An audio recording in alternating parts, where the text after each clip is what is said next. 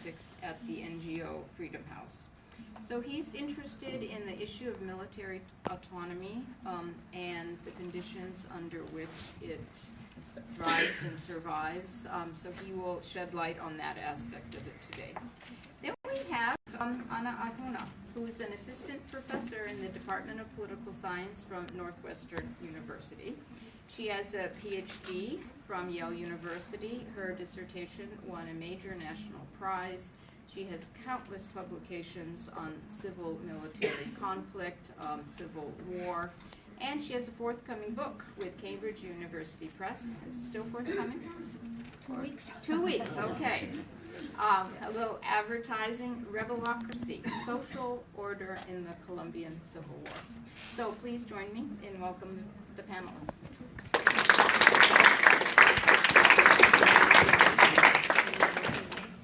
Bueno, muchas gracias al Instituto de Estudios Latinoamericanos, Gabriela Paloma, por esta invitación que se suponía iba a ser para hablar del nuevo acuerdo de paz en Colombia y la nueva opción de paz que se abría en momentos en que iba a ser elegida Hillary Clinton presidenta de Estados Unidos al día siguiente. De manera que todo cambió. Cuando eso sucedió, cuando se perdió el plebiscito, le pregunté a Gabriela y a Paloma, ¿tiene algún sentido ir a dar la charla? Y me dijeron, pues con mayor. Les confieso que duré perpleja casi 20 días porque no sabía qué iba a decirles hoy. Pero las cosas comienzan a aparecer un poquitín más claras. Vamos a dar un poco de contexto histórico y nos centramos en qué se supone que pasa. Llegar a este acuerdo de paz fue prácticamente un milagro. Con las FARC hubo 3 procesos de paz fallidos, el primero en el 84, durante el gobierno de Belisario Betancur, duró 6 años y fracasó porque comenzó el genocidio contra los miembros de la Unión Patriótica, un partido que se creó entre sectores de izquierda y gente de las FARC que participaban activamente en política con permiso del gobierno, pero digamos que en aquella época lo que llamaban la combinación de las formas de lucha, en que no habían dejado las armas pero estaban participando en política, hizo que fuera mucho más fácil que se disparara este genocidio contra ellos. Luego hubo otro intento en el 91, en el gobierno de César Gaviria, que duró año y medio, conversaciones que tuvieron lugar en Caracas y Tlaxcala, y que se suspendieron a raíz de que murió Argelino Durán, que era un exministro, que había sido secuestrado por uno de los grupos guerrilleros que estaban negociando, porque ahí negociaban FARC y otros grupos guerrilleros en la coordinadora guerrillera, ahí fracasa. Y luego pues el proceso de paz de Pastrana, del Caguán, que empieza en el 99, dura 3 años o algo más, y que fue un desastre. Desastre porque en un territorio del tamaño de Suiza, que era este Caguán, las FARC mantenían secuestrados, seguían armándose, digamos, para la guerra, pero estaban desarrollando conversaciones de paz, y el gobierno, por su lado, también se estaba armando para la guerra. Fue cuando se inició el Plan Colombia con los Estados Unidos. Durante las negociaciones del Caguán, el pueblo colombiano se sintió maltratado y burlado por las FARC, diría yo, al ver todos los delitos que se cometían en plena negociación del Caguán, y es así como es elegido Álvaro Uribe presidente en el 2002 con la bandera de seguridad democrática y acabar con las FARC. Santos fue su último ministro de Defensa y fue muy duro en la lucha contra las FARC. Desarrolló una estrategia de refuerzo de la inteligencia que le permitió dar unos golpes muy certeros, la muerte de Raúl Reyes, el rescate de los secuestrados, entre quienes estaba Ingrid Betancourt y todo este grupo de gente, y luego como presidente fue elegido con la misma bandera, siguió dándoles muy duro tanto que dio de baja al jefe militar de las FARC, que era el Mono Jojoy, al jefe de las FARC, que era Alfonso Cano. Sin embargo, ya había comenzado exploraciones, digamos, secretas para ver si se podía llegar a una negociación de paz con ellas, utilizando el mismo canal que usó Álvaro Uribe durante su gobierno para acercarse a las FARC, porque él trató de acercarse como en 3 oportunidades y no logró acercarse. La muerte de Cano, si bien suspendió por un tiempo las negociaciones, no acabó con ellas y se retomaron ya en el 2012.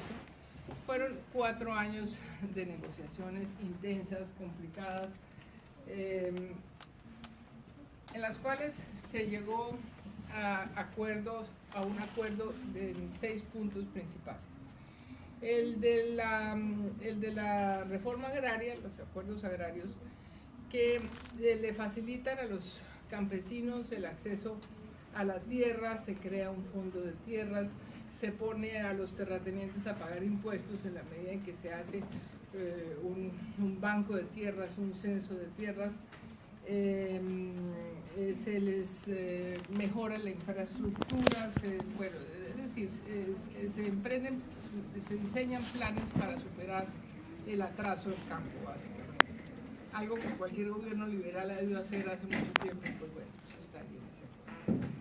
Luego el segundo punto habla de la expansión de la democracia, punto que pretende garantizar la seguridad de los miembros de las FARC y los derechos de la oposición. Durante 8 años se permite que haya 16 representantes a la Cámara como elegidos por las regiones más afectadas por la guerra, no necesariamente regiones donde dominen las FARC, pues es donde ha habido conflicto.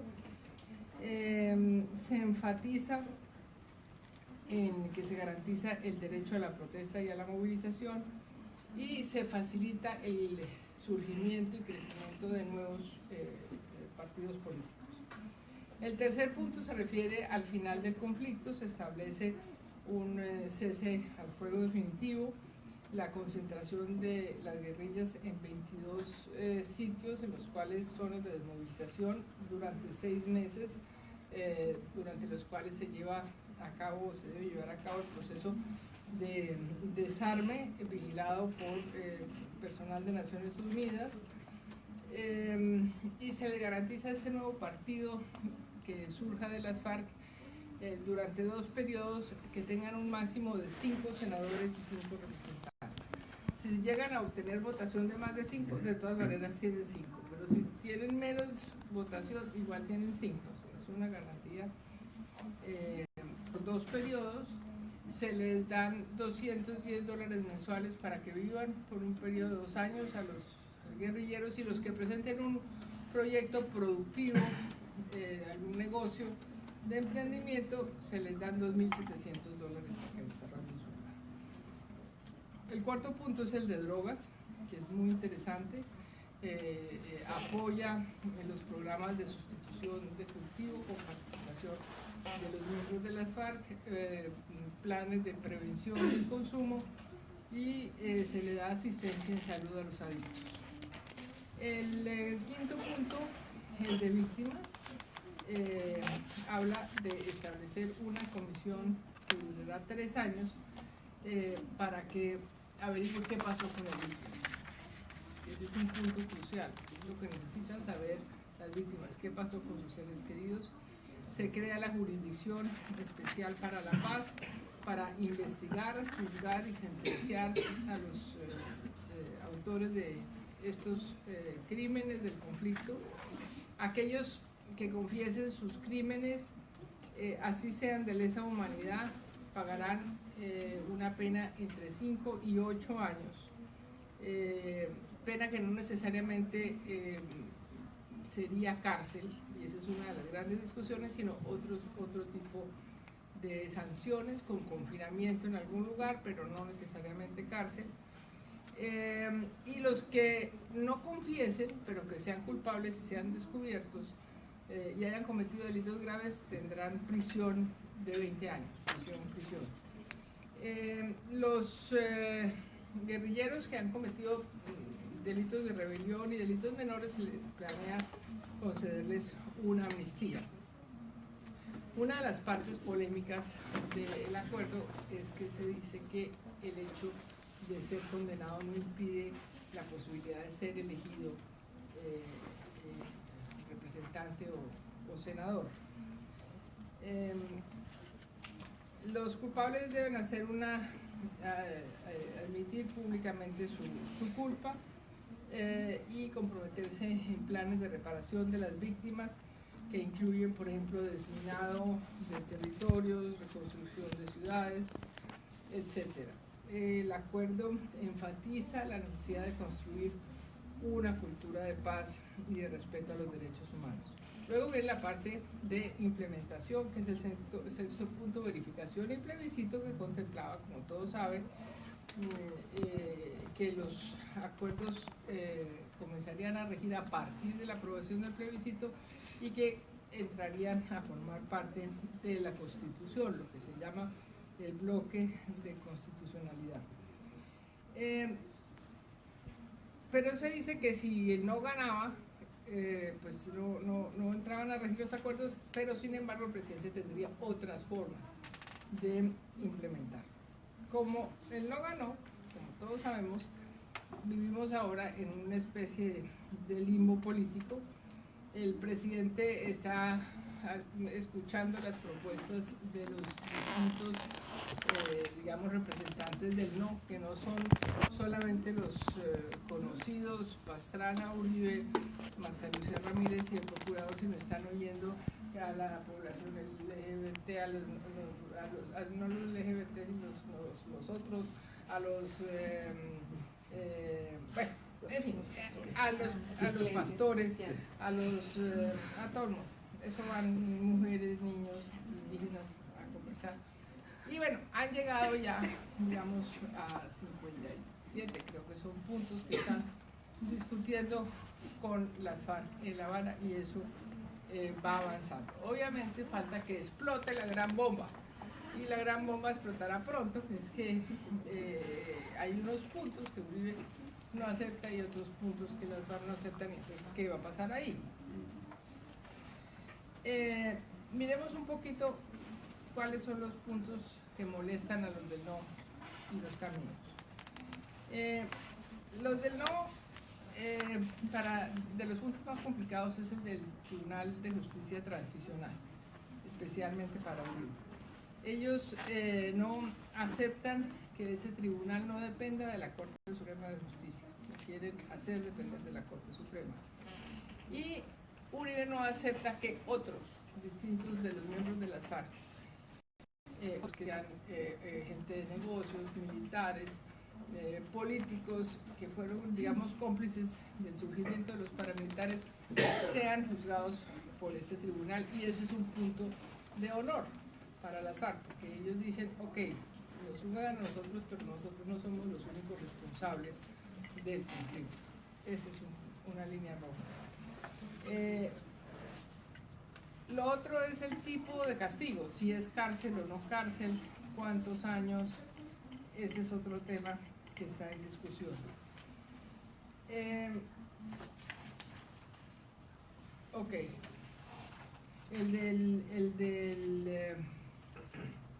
miremos los puntos principales. La reforma a la tierra es un punto complicado porque Uribe dice que no se garantiza la propiedad privada, y realmente lo que está en juego es que las tierras que los paramilitares arrebataron mediante las armas y que después fueron vendidas a terceros, la pregunta de quién son los dueños de esas tierras. Entonces ahí hay una discusión. Uribe quiere que se crea la buena fe de la adquisición de esas tierras. Bueno, los caminos que hay. Uno, que haya un acuerdo, y eso sería un milagro, entre Uribe, FARC, Santos y establecimiento político, y que hubiera un nuevo plebiscito y todos felices. Que se haga un nuevo acuerdo, que es lo que yo creo que va a pasar, con cositas del no, y que queden por fuera unos puntos que no serán aceptados por Uribe y de pronto por el procurador Ordóñez, pero de pronto Pastrana acepta unas cosas y la señora Ramírez otras y los pastores también. Y entonces, ¿qué haría el presidente? Ahí lo puede someter al Congreso, que es lo que parece más probable, un camino largo, porque hay pedazos, especialmente el de justicia, que requieren reforma constitucional, que implica 8 vueltas, 4 en una cámara y 4 en otra, lo cual significa 4 años. Pero aquí es donde va a surgir una, creo yo que es lo que va a pasar, una salida muy colombiana a la crisis. Nosotros que somos el país de los abogados y el general Santander, expertos en buscarle la comba a la ley, descubrimos, o los abogados descubrieron, lo siguiente. Los uribistas demandaron la ley del plebiscito, la reforma constitucional que dio origen al plebiscito y a todos los acuerdos previos a la paz. En el artículo 5º de esa ley dice que esa reforma constitucional comienza a regir a partir del momento en que sea refrendada.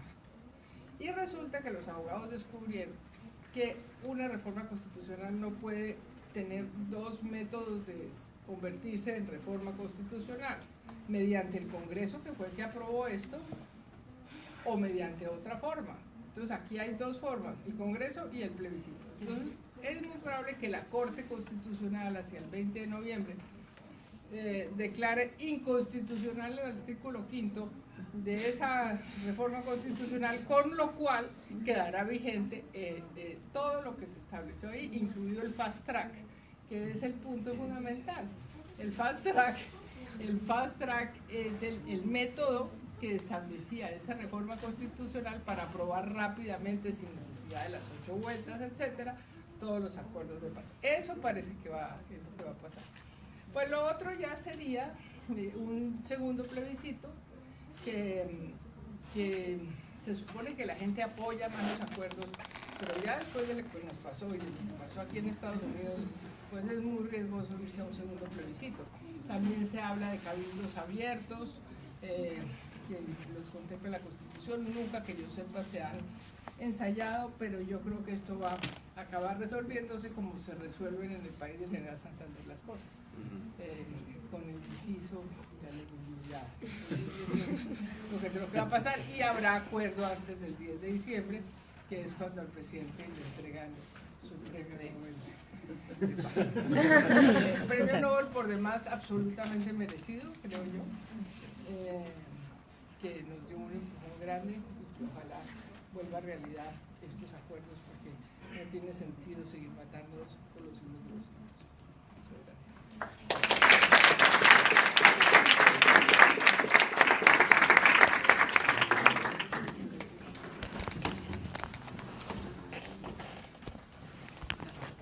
While I set up, let me just say how delighted I am to come all the way from Washington and not be speaking to like 5 people. I thought most of you would be either in a fetal position in your dorm rooms or out making America great again. So it's great to see everyone here for such a discussion about Colombia. And I agree, it is an urgent issue. It remains an urgent issue. Foro Urgente is a good name. So I may repeat some of the things that Patricia said, but you'll just have to hear them again. Okay, it took 4 years to get here for this ceremony on September 26th in Cartagena with a bunch of people dressed in white, all watching the signing of the peace accord. It was 4 years of tough negotiations, but rather disciplined and serious negotiations. Unlike a lot of peace processes, there weren't a lot of tantrums. There weren't a lot of people just getting up and walking away from the talks. There were a couple of episodes, but they mostly worked through them. They respected the confidentiality of the process to a great degree. They stuck to the agenda to a great degree. I think a lot of the credit for that goes to Norway and Cuba, the 2 guarantor countries of the talks. Now, it's sort of looking at the timeline of when things happened. I'll just carry this with me. Of when things happened, kind of tells you what were the stickiest points in these 4 years of negotiations. Formal talks started in October 2012, after a bunch of informal talks in Cuba. Here's the Accord on Land and Rural Development, which we'll talk about in a minute. the Accord on Political Participation, November 2013. So within a year, just about, they'd gotten the first 2 of the 6 agenda points done. Illicit crops, just in time for the 2014 presidential re-election. And then a 19-month gap before they got to the Accord on Victims finished. And then right before the final accord, they figured out both ratification and sort of how to end the conflict. And then, of course, the plebiscite, when all that hard work got voted down. So, okay. How did they get here? Or what were these issues that were hardest? First, I mean, the Victims Accord, the trickiest issue, the Victims Accord includes a lot of things, reparations, a truth commission, but the toughest point was what Patricia just talked about, how to punish, how to hold accountable those who committed war crimes. And it's interesting, I mean, the FARC committed a lot of homicides, and they committed a lot of extrajudicial executions and massacres, but probably, nobody's really exact, but probably responsible for 20 to 30% of the total. The champions in that horrible category were the paramilitaries, often acting in concert with the military. The FARC, however, were the grisly champions in kidnapping for ransom, in laying of landmines, in child recruitment, did displacement. So they do have a lot of wars to be held accountable for. The accord holds open, and a 2-page statement from the Colombian government ratifies that there will be that the Colombian armed forces themselves will also be subject to this special jurisdiction that has been set up to deal with war crimes, and will suffer similar penalties. What are those penalties? To the extent we know what they agreed on, and this is probably as you know, the stickiest point in the whole process. Ex-guerrillas or security force personnel or civilians who assisted armed groups get 5 to 8 years of what they called effective restriction of liberty. That's if they had some determining role in the crimes.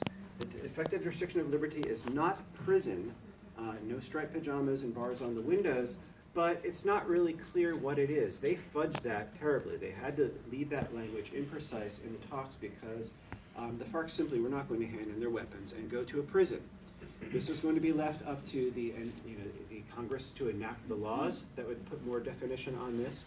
Then Colombia's Constitutional Court, which would review that law in accordance with Colombia's international commitments. The International Criminal Court, to which Colombia is a member, would also have a say in whether this met the standard. However, as that was vague, it allowed the opposition, it allowed our friends at Human Rights Watch, it allowed a lot of others to say, this is impunity. In Jose Miguel's words, a piñata of impunity.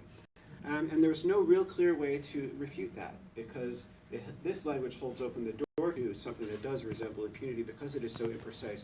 We don't know the level of austerity of the punishment that was being contemplated here.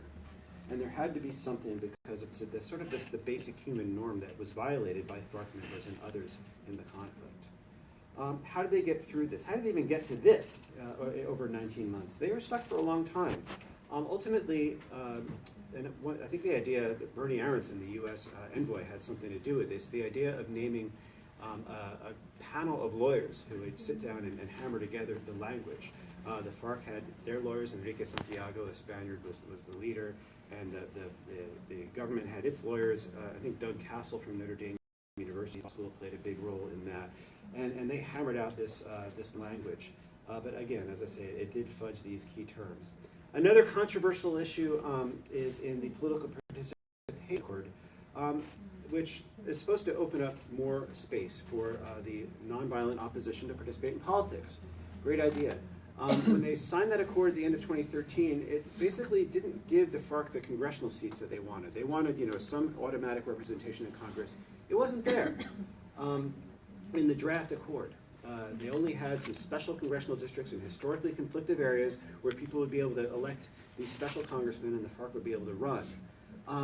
But between that draft and the final accord, the FARC did hold out for some automatic representation during their first period of stopping being a guerrilla group.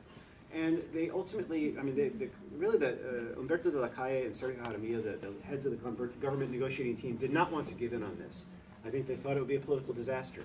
Or they just didn't like the norm, whatever. But ultimately, the Interior Minister, the Foreign Relations Minister, came to Bogota for these last 12 days or so of sleepless days Bogota, to Havana, for these last 12 days or so of talks. And they worked out a compromise that did give the FARC 5 seats in the 160-something person House and 5 seats in the 102-person Senate between 2018 and 2026. That is what was in there, and of course the opposition made a lot. The no coalition made a lot of that concession.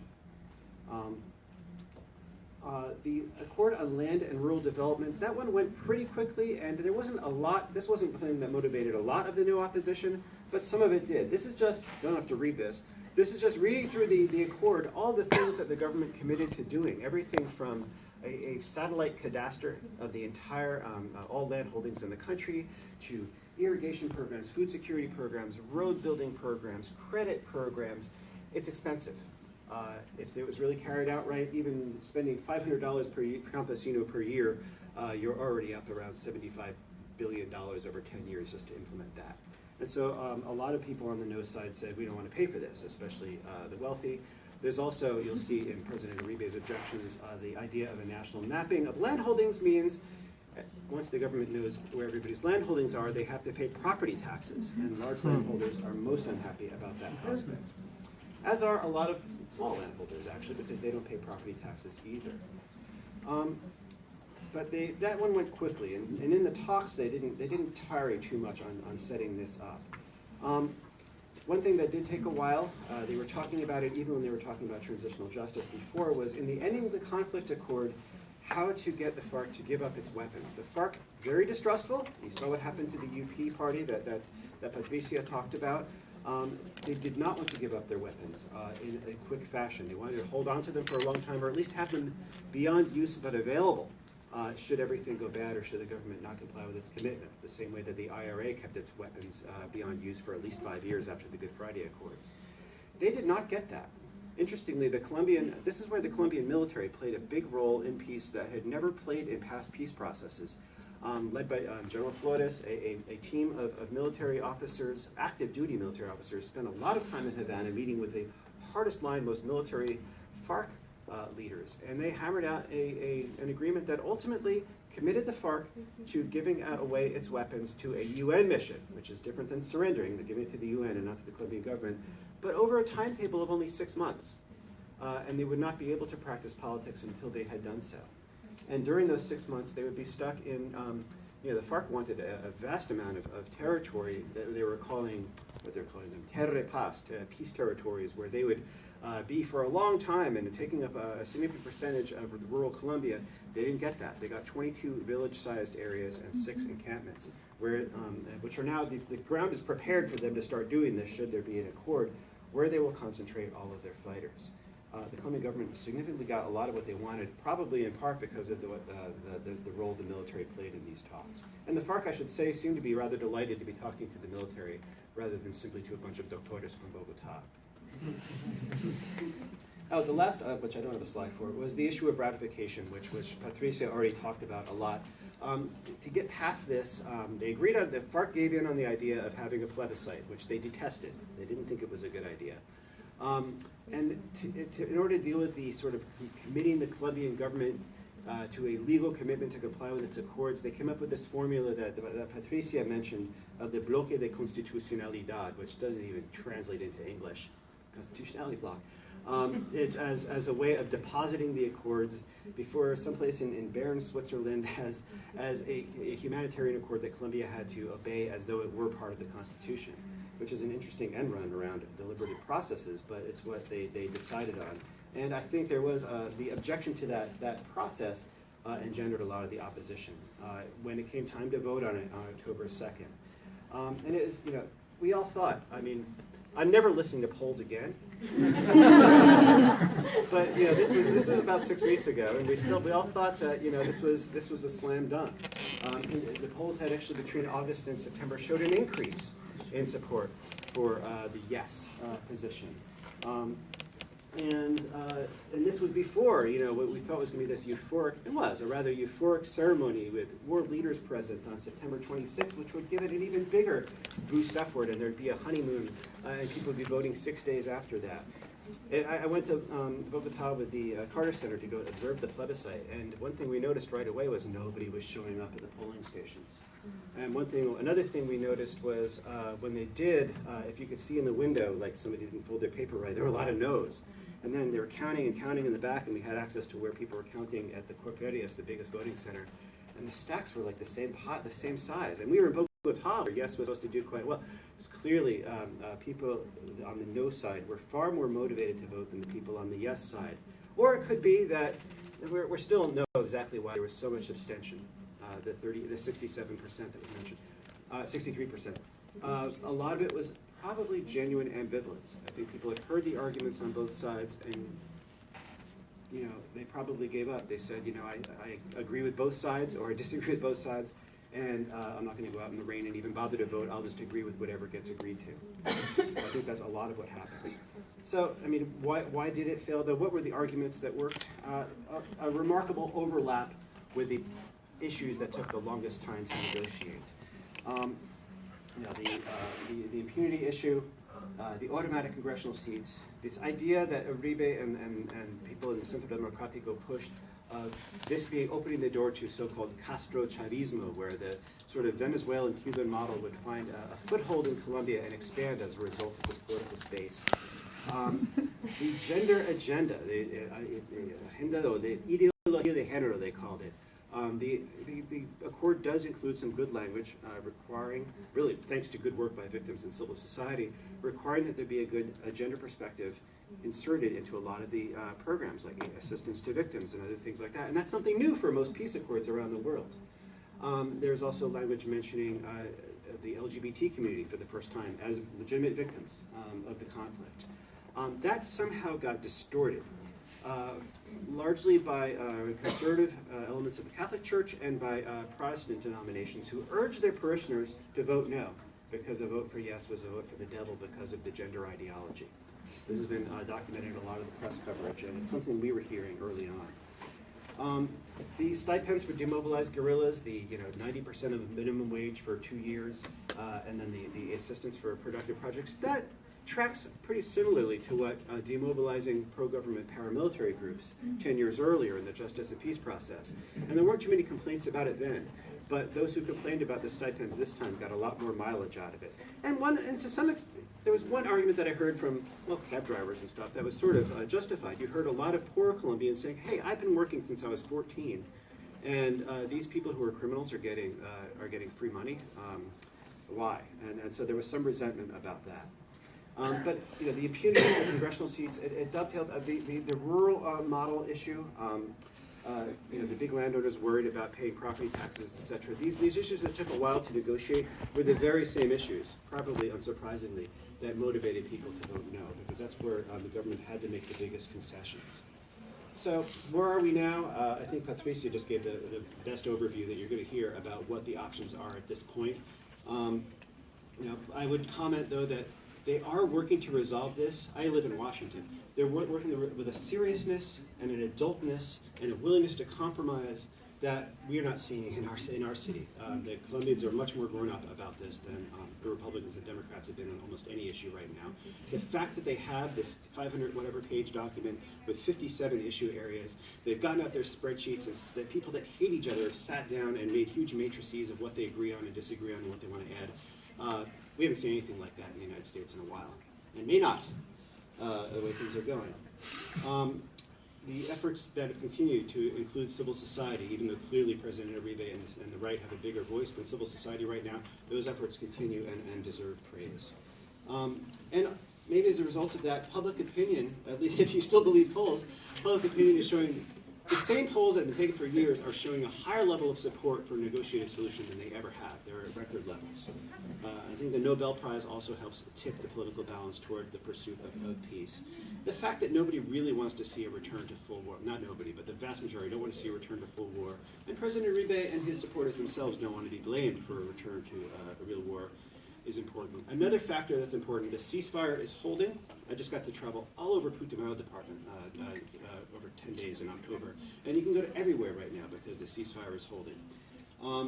And the FARC right now are behaving in a way that, they have a history of going against their own self-interest.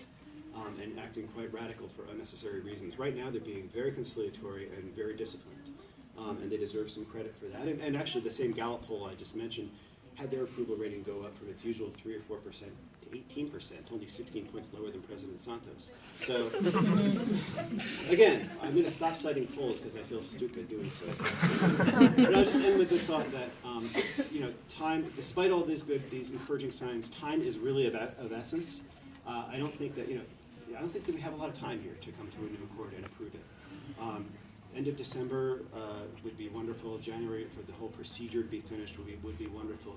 Because if you don't, I don't think you're going to have like a mass defection from the FARC or some huge dissidents come up and the real danger is that every day while they're sitting there in their encampments, avoiding conflict, they're sitting there in their hammocks with nothing to do and real uncertainty about their future. All of these fighters, every day, 1 or 2, 3 are just going to leave, and they're going to leave and they're going to leave. They're going to re-enter criminality in some other form, and they'll be impossible to deliver when it finally does come time for demobilization. You've got to get that done now. And meanwhile, we just added another reason why time is of essence, because the next U.S. administration, I would be shocked and surprised if they name their own special envoy to the talks, or devote the same kind of energy, diplomatic or financial, to seeing this peace process through. I fear that they may be much more skeptical in the Trump administration. So that's all the more reason to get this done before January. Thank you for coming.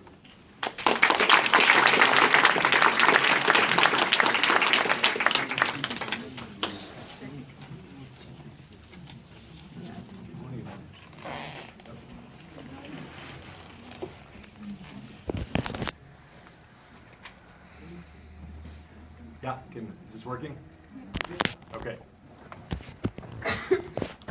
All right.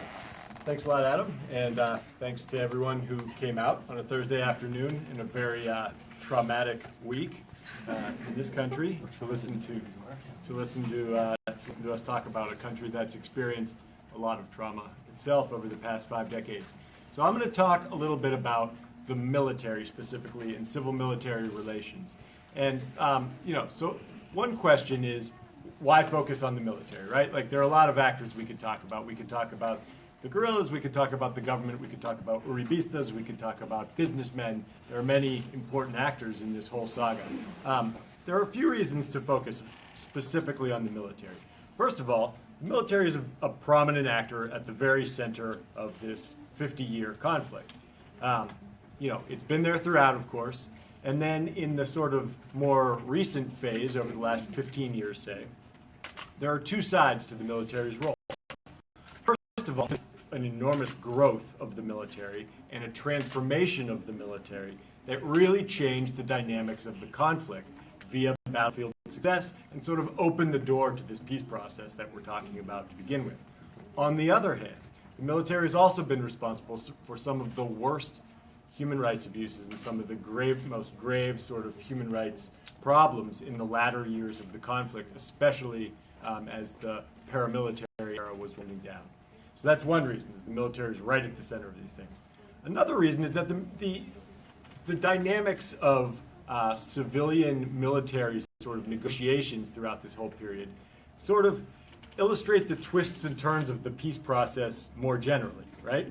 So militaries always have an enormous ability to play a spoiler role in these sorts of processes, and politicians have to respond to their demands. So, over the last 5 years, there have been a lot of debates about who speaks for the military. Are there splits within the military? And there's been some sort of changing alignments in who's sort of up and who's down, and who the military, who different factions of the military seem to be aligned with among civilians.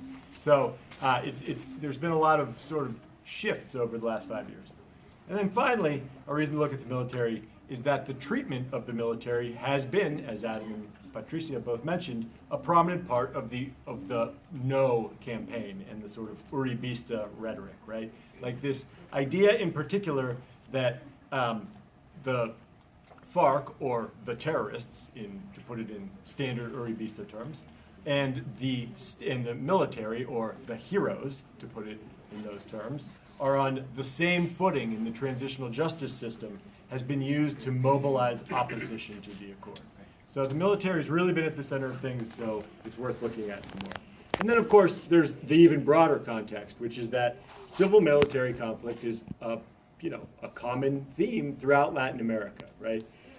Even, Colombia is a country that's been subject to less direct military intervention in the form of coups than a number of other countries, but it has had, there is a history of civil-military friction that is common in, to many countries, including issues about the roles of the military doctrine, how the militaries are organized, how much resources they get. So all these issues are standard throughout a lot of countries. I'm going to focus mostly on what's been the most controversial issue for civil-military relations in lots of places, which is justice for human rights abuses. So to just give the briefest sort of historical context for this, for a long time, Colombia, as I mentioned, is not a country where there have been a lot of coups. And a lot of people ascribe the reason for that to what is called the Lleras doctrine, which is this idea that's been in place since Lleras, referring to a former Colombian president. And it's this idea that emerged from a speech that he made in 1958, basically saying that the military shouldn't meddle in politics, and politicians won't meddle in the military. The military will be free to sort of carry out security policy in the countryside as it sees fit, right? And so that generally has held for a number of decades. It didn't avoid all problematic outcomes, but relative to a lot of other countries in the region, it sort of kept a lid on civil-military conflict. So to the degree that there was moments of particular tension between civilians and the military, it often did have to do with previous peace processes, as Patricia mentioned already. One was during the Betancourt administration, and then again during the Pastrana administration, the military made their objections to what civilians were proposing very clearly known, including through some dramatic events I'm not going to get into here. So then Uribe takes office. And, it's still common to talk about the Lleras doctrine in Colombia today, but really it was changed, altered, weakened, really fundamentally altered under Uribe. As we often think of changes in the civil-military contract as coming from the military, but in this case it was more from the civilian side. Uribe was a micromanager. He took a very sort of aggressive role toward managing military operations. Partially to the chagrin of, the high-ranking officials who had autonomy largely throughout most of the conflict. But that also brought with it a flood of resources and a genuine transformation of the military, which of course was appreciated by the officer corps and soldiers alike. So despite this sort of interference, as the military sees it, by civilians, there was enormous very tight alignment between the president, between Uribe and the military. The Colombian military, like most militaries, thinks about threats in black and white terms. Nobody in Colombian politics expresses threats in more black and white terms than Alvaro Uribe, right? So this helped sort of reinforce the bond. The other thing that helped reinforce the bond was battlefield success. I mean, they undeniably made a lot of progress during the Uribe administration in limiting the FARC control, especially in more populous territories of the country. And that's reflected in the approval ratings, not just for Uribe, which have been, were very high throughout his administration, but for the military, which has been the most popular institution in Colombia for a very long time now. So, on the other hand, there's this dark cloud that's always been lurking, and that's human rights abuses. First, because of cooperation between the military and paramilitaries. And second, a scandal that emerged toward the end of the Uribe administration that many people have probably heard of. It's known as the false positive scandal, which really, when we say that phrase, it means extrajudicial executions of possibly somewhere between 3,000 and 4,000 people, many of whom were taken from their homes to territories far away, murdered, and then dressed up as guerrillas in order to inflate body counts. And that has to do with, that goes back to Uribe's micromanagement to a certain extent, because he's always demanding results. And one way to get results is to inflate body counts artificially. So by the time Santos takes office, there's this sort of feeling of pride and confidence among the military, but there's also this cloud lurking, right? And Santos had been Uribe's defense minister, but he was not exactly, he wasn't really considered one of us by the military in the same way that Uribe was. Santos is a much more sort of cosmopolitan, distant, high class, higher upper class figure compared to, Uribe, the regional politician. So when this break to happen with Santos and Uribe relatively early on, partially having to do with security issues, the response to Venezuelan issues above all, the military seemed to initially, at least a chunk of the military, seemed to break toward Uribe. So as the peace process gets moving, there's already sort of civil-military tensions that are unfolding that don't even have to do with the peace process, which, as we've mentioned, is always controversial for militaries. Okay, so now as the peace process gets underway, the Santos administration's strategy was sort of to have like things going on at multiple levels. On the one side, there are the peace talks, which the military is not necessarily in favor of, but is not grumbling too loudly about at the beginning. So, back in Colombia, how is Santos, what is the carrot that he's offering in order to get the military on board? It's a bill to expand the jurisdiction of the military justice system so that extrajudicial executions in particular will be tried in military courts rather than civilian ones. Military justice system is a bastion of impunity. Very few people get convicted, even fewer face real punishment. And one element of true Colombian exceptionalism in Latin America and really around the world is the fact that hundreds of soldiers have been tried in civilian courts, convicted of extrajudicial executions and other crimes, and been handed sentences of tens of years to dozens of years in jail. I mean, this is something you just don't see in very many places. And so, the number of convictions, investigations and convictions is ticking upward steadily, reaching into the hundreds as the peace process is going on. The Santos administration is trying to pass this bill as this sort of carrot to keep the military on board, but it's not working because of the strength of the international backlash, above all. Civil society within Colombia, but also pressure from groups like WOLA and Human Rights Watch and elements of the United States government and the UN and Europe and other actors. So you have this very sort of complicated game that's going on. And, eventually they do pass this bill, but then it gets struck down by the Constitutional Court. So you have this, these tensions that are growing. Hundreds of soldiers are getting convicted. By February of this year, over 900 soldiers have been convicted in cases relating to false positives. So you have these tensions. They express themselves in a number of ways. You get the filtering of intelligence to Uribe, which was seen on a number of occasions, including during the 2014 presidential campaign. You have very dramatic moments, such as the public booing of President Santos at during a military race in April of 2015. And then you get sort of the rise of these Castro-Chavismo rumors, right? Like, it is really hard to exaggerate how strong this sort of menace of lurking Castro-Chavismo is in the minds of many military members in Colombia. It comes up very quickly when you talk to certain military members. It's as if there are Castro-Chavistas lurking behind every bush and every bird is carrying a communist pamphlet, and that there's this subversion is like a real and existing threat. Who knows how much some people believe it? Some people definitely do believe it, but who knows how much it's sort of generally believed. But it played into these tensions more broadly. So, the tensions are really rising, and then you start to get this shift. And basically what the shift amounts to is the military accepting a relatively weak reform in exchange for pushing all these cases into the transitional justice system, right? So all this multi-year controversy about this military justice bill kind of sort of fades out, sort of surprisingly quietly, and it becomes clear that all these cases are going to get shifted into the transitional justice system. And so the major controversy with that is what will happen to high-ranking officers. Most of the people who've been convicted are soldiers, or common soldiers, and low to mid-ranking officers. Very few colonels and no generals have been convicted for these sorts of cases.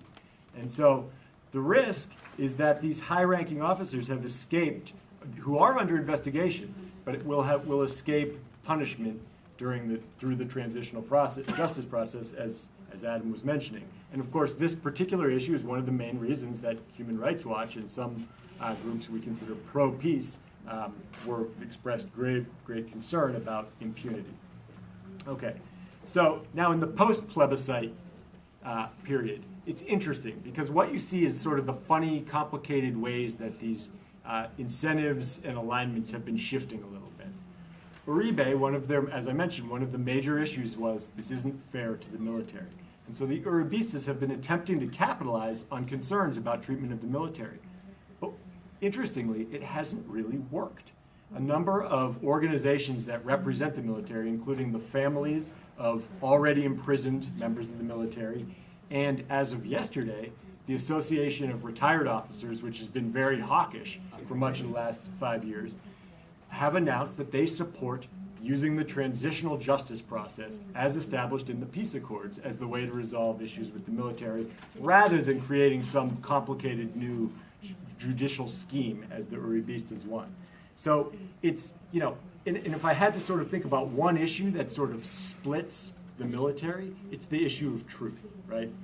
So for soldiers who have already been convicted, already been investigated, they don't have much to fear. They gain from this transitional justice process. Their sentences will be cut, and they'll be eventually clear, and they can move on with their lives.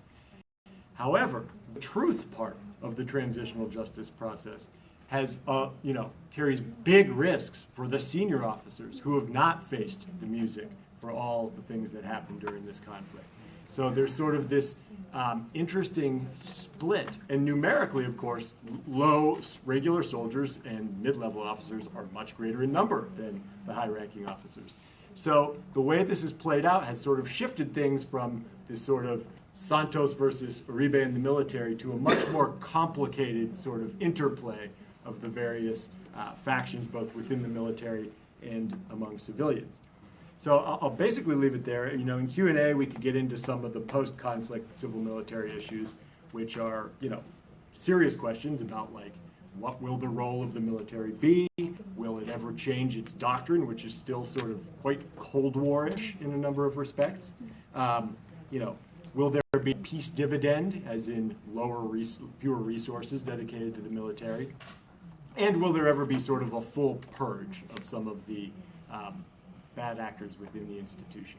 But I'll leave it at there for now. Thanks.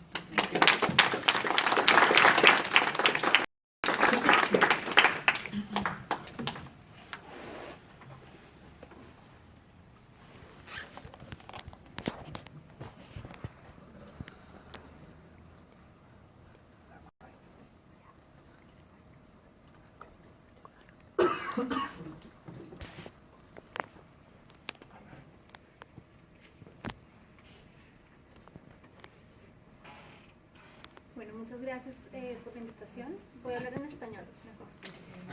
Muchas gracias por la invitación. Me parece pues esencial tratar de entender qué pasa después de estas elecciones tan impredecibles, aunque yo creo que mi tristeza ya acumulada de 2 pérdidas es difícil de manejar, pero bueno, y oyendo toda la historia del proceso, es como, creo que en Colombia subimos a una montaña y el día de los resultados del plebiscito nos soltaron y caímos, y fue algo muy profundo. Bueno, voy a hablar muy rápidamente de un par de puntos que ya han tocado un poco y luego me voy a centrar en mostrarles un poco lo que, con evidencia que he recogido haciendo trabajo de campo, cómo podemos entender un poco la votación que hubo en las zonas de conflicto del país. Entonces el primer punto está escrito en inglés, pero hablaré en español. Me habían invitado a hablar un poco sobre cuál fue el papel de las FARC dentro del proceso de negociación. Se ha dicho mucho, quería resaltar un par de cosas. Lo primero es que las FARC hicieron muchas concesiones y se moderaron de maneras que muchos no esperaban que pasara. Por ejemplo, el solo hecho de que las FARC reconozcan al Estado colombiano como un actor legítimo es algo sin precedentes, como un actor con el que se puede dialogar. Que hayan aceptado mantener el modelo económico en general es un avance muy grande, algo que hace quizás una década y media era impensable. y pues el hecho de que haya habido una aprobación, digamos, generalizada dentro de las fuerzas de las FARC cuando ratificaron el acuerdo en la conferencia que hicieron. El segundo punto sobre el que me han invitado a hablar también es sobre el impacto que tiene la victoria del no para las FARC. Ya se han dicho varias cosas, Adam mencionó muchas de las cosas que yo tenía en la cabeza. Creo que hay varias personas en Colombia que creen que acelerar el acuerdo no tiene mucho sentido porque realmente son puntos muy importantes y muy profundos los que todavía se deben debatir. Pero yo estoy totalmente de acuerdo en que mientras esto más tiempo se alargue, más se vuelve un asunto que ya es electoral para las elecciones presidenciales del próximo año en Colombia y que va a ser manipulado. Y segundo, tener a 6.000, 7.000 combatientes en unas zonas de preconcentración, personas que son en su gran mayoría jóvenes, muy jóvenes, y que han estado soñando al tiempo que el resto del país con una vida después de las FARC. Y a ellos también los soltaron desde la punta de esa montaña y están sentados en un lugar con la incertidumbre de no saber si de pronto los bombardean, si les toca salir corriendo a sus puntos de combate anteriores. Y hay muchas organizaciones armadas criminales a las que les sirve reclutar y que pueden ofrecer unos incentivos. Entonces, yo creo que el peligro, digamos, de deserciones individuales y también de disidencias es muy grande y hay como una bomba del tiempo, que a medida que pasa, este riesgo se hace más difícil de manejar. A la vez quería resaltar que hay claras señales de un compromiso por la paz de parte de las FARC que quizás explica el aumento en la popularidad, en que han estado abiertos a una renegociación, han apoyado el cese y cumplido el cese al fuego, han estado de acuerdo a esta preconcentración en unos puntos diferentes a los pactados dentro del acuerdo. Pero claramente hay unos asuntos muy difíciles por negociar y vamos a ver qué pasa en las próximas semanas. Entonces, el punto en el que me quiero enfocar más es cómo votaron las comunidades que viven en zonas de conflicto. Y la razón es que, como bien lo explicaron antes de mí, uno de los puntos más importantes en la renegociación ha sido la justicia. La manera como la prensa internacional y muchos en Colombia leyeron la victoria del no era como un grito de justicia. O sea, la gente dijo no a que haya impunidad o a que haya unas sanciones muy bajas para la guerrilla, para las FARC. Entonces, una pregunta esencial es, bueno, ¿a quién la debemos esa justicia? ¿No? Pues a la gente que más ha sufrido la presencia y las acciones de las FARC. Y es difícil saber cómo votaron estas zonas de conflicto por varias razones. La primera es porque, aunque Colombia tiene muchos datos sobre violencia, de hecho es uno de los países en guerra civil que tiene mejores datos, los datos son sobre violencia registrada. Y hay muchas zonas del país donde ha habido una presencia durante mucho tiempo de estos grupos con muy poca violencia registrada. Yo he hecho mucho trabajo de campo en Colombia y he ido a muchos municipios que no están en el radar de ninguna organización, porque cuando hablo con colegas y personas que trabajan en Bogotá o en las regiones, no necesariamente tienen en la mente estos municipios porque ahí no ha habido masacres. Ha habido muy poca violencia, pero uno llega a estos municipios y resulta que las FARC, no en la cabecera, que es como el centro urbano, pero en las zonas más rurales, han creado sus instituciones, han gobernado la vida de los civiles durante 10 años. Entonces, no es fácil saber dónde han estado, digamos, no tenemos un mapa claro de decir, pues, estas son las zonas de conflicto, sí las zonas de violencia, pero no necesariamente donde han estado estos grupos. Segundo punto es que no hay datos sobre las acciones no violentas de estas organizaciones. Entonces, las FARC crean instituciones para dirimir justicia, obligan a los concejales y al alcalde a hacer ciertas inversiones, castigan a las mujeres chismosas, a los hombres infieles. O sea, tienen una serie de instituciones que han transformado la vida de la gente y es importante ver esa gente que ha estado afectada no solo por la violencia, sino por pequeñas dictaduras, digamos, y en algunos ámbitos hay puntos positivos, como por ejemplo el castigo a la violencia doméstica, pero cómo esto los ha afectado y cómo ellos también están percibiendo el acuerdo y si lo apoyan o no.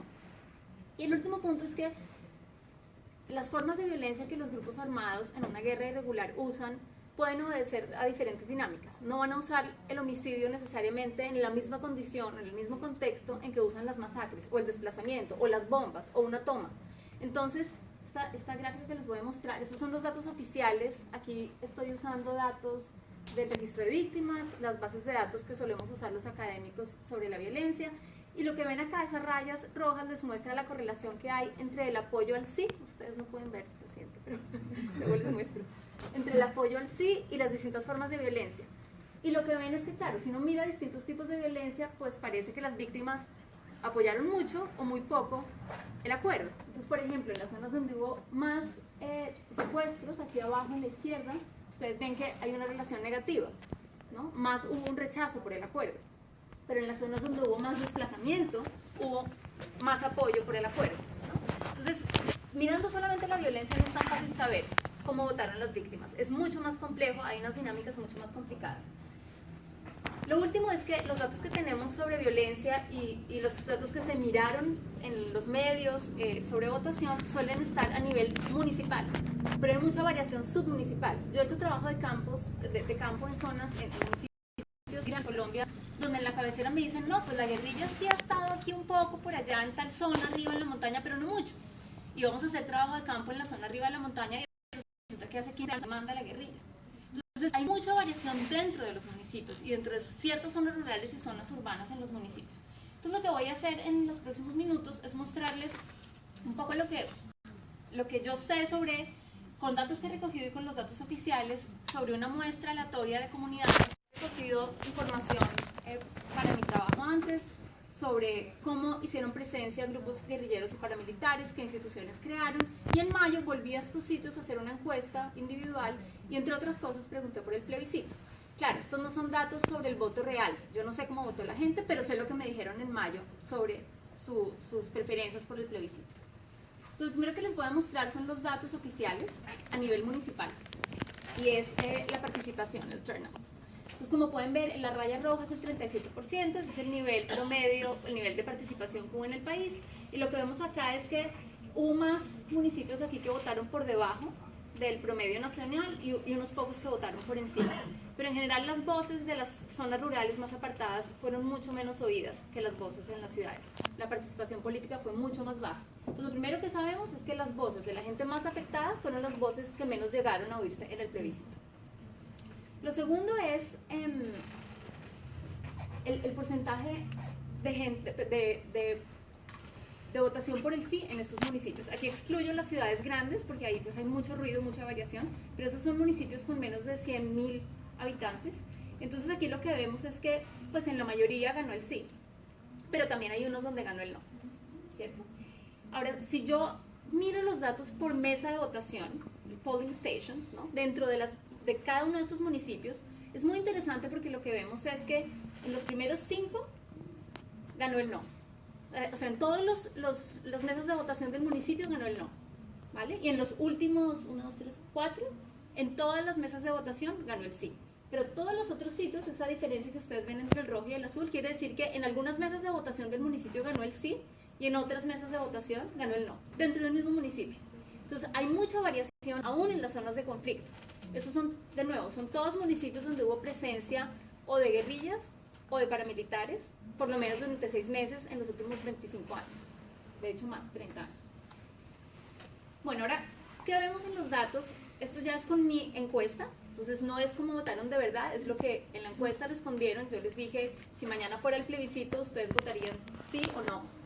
Bueno, votarían, y los que dijeron que sí, votarían sí o no. Entonces lo que vemos acá es el porcentaje de las personas que dijeron que votarían sí en municipios donde solo ha habido históricamente guerrillas, sitios donde había guerrillas y paramilitares y solo paramilitares. Y lo que es interesante es que en todos, claramente, al menos en mayo, y al menos si no me estaban diciendo mentiras, que puede ser, ganaba el sí. Entonces lo primero es esto, ¿no? Había un apoyo al menos expresado, esto es una encuesta puerta a puerta, en persona, que la gente, mucha gente dijo que también pensaba que no votaba, ¿no? Entonces tampoco creo que hayan dicho solamente lo que pensaban que queríamos oír. Luego acá les muestro la victimización. En la encuesta preguntábamos por diferentes tipos de victimización, incluyendo desplazamiento, violencia sexual, asesinatos, masacres, de la persona encuestada o de sus familiares inmediatos, sus hermanos, padres, hijos. Y lo que vemos acá, que es muy interesante, es que las víctimas y las no víctimas votaron muy parecido, o dijeron en la encuesta que votarían muy parecido.